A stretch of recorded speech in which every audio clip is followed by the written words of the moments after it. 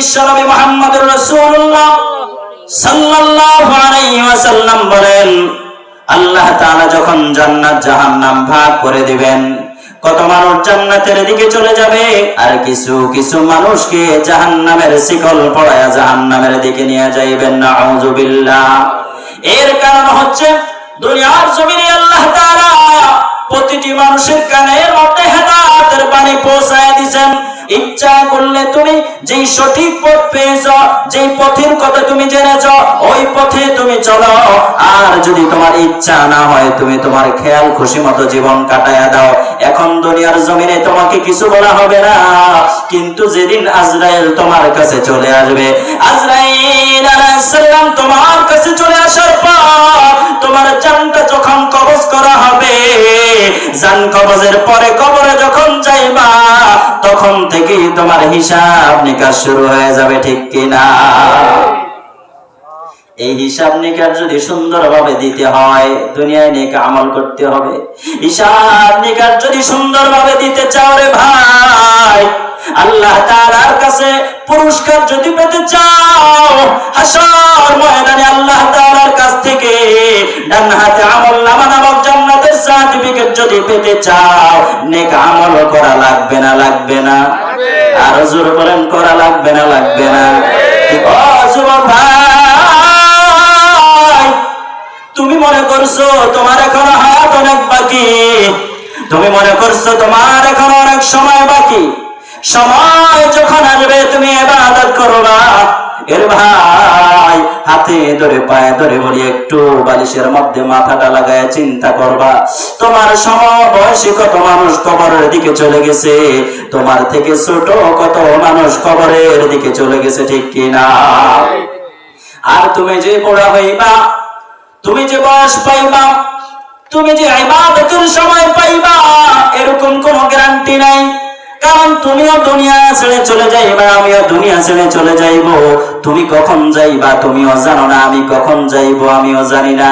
তুমি যে চিন্তা করতেছো আমার মাত্র হায়াত কয়বা বছর হয়েছে, কত বছরই বা হয়েছে, যখন আমার বয়স হবে তখন আমি আল্লাহওয়ালা হয়ে যাব। ও ভাই, এই মিথ্যা স্বপ্ন তোমাকে শয়তান দেখায়া রাখছে। শয়তান তোমাকে বলে, এ যুবক, যৌবনকাল পাইয়া যদি গুনাহ না করো, এর যুবতী বোন, শয়তান তোমাকে ধোঁকা দেয়। শয়তান তোমাকে বলে, যৌবনকাল পাইয়া যদি গুনাহ না করো, কবে করবা? ও ভাই, ও আমার বোন, এরকম ধোঁকা দিয়া পৃথিবীর অনেক মানুষকে জাহান্নামের দিকে নিয়ে গেছে, ঠিক কিনা? আমার যুবক ভাইরা, ও বন্ধু, তুমি ইচ্ছা করলেই বুড়াকালে সঠিকভাবে ইবাদত করতে পারবা না, ইচ্ছা করলেই ঠিক মতো তুমি রুকু সিজদা করতে পারবা না, ইচ্ছা করলেই তুমি দীর্ঘ সময় তাহাজ্জুদে দাঁড়ায় থাকতে পারবা না, ইচ্ছা করলেই দীর্ঘ সময় তুমি ওয়াজ মাহফিলে বসতে পারবা না। ও ভাই, তোমার এলাকার মুরব্বিদেরকে একটু জিজ্ঞেস করো, তোমার দাদাকে জিজ্ঞেস করো, একটা সময় তাদের যৌবনকাল ছিল, এখন আর যৌবনকাল নাই, ঠিক কিনা? ও যুবক ভাই, এখানে যত বয়স্ক মানুষ আছে সবার কাছে জিজ্ঞাসা করে নাও, যৌবনকালে তোমার চাইতে বেশি শক্তিশালী এরা কিন্তু ছিল। আমি আমার বাবাকে দেখলাম, আমার বাবা এত শক্তিশালী ছিল, নিজেই দুই হাতে 40-50 কেজি 60 কেজির বস্তা উঠাইতে পারত। আরে কই গেল আমার বাবা, কই গেল সেই বাবার শক্তি? অথচ যখন মৃত্যুর আগে আমি দেখলাম একটা চায়ের কাপ হাতে নিলেও হাতটা কাঁপাকাঁপি শুরু হয়ে যাইতো। এরে ভাই, ও আমার বোন, ও বন্ধু, চিন্তা করে দেখা, তোমারও কিন্তু এমন একটা সময় চলে আসবে, আল্লাহ তো যখন তোমাকে জিজ্ঞাসা করবে কোন ভাবে তুমি যৌবনকাল অতিক্রম করলা, কি জবাব দিবা? আল্লাহর সামনে তো তোমাকে অবশ্যই দাঁড়াইতে হবে।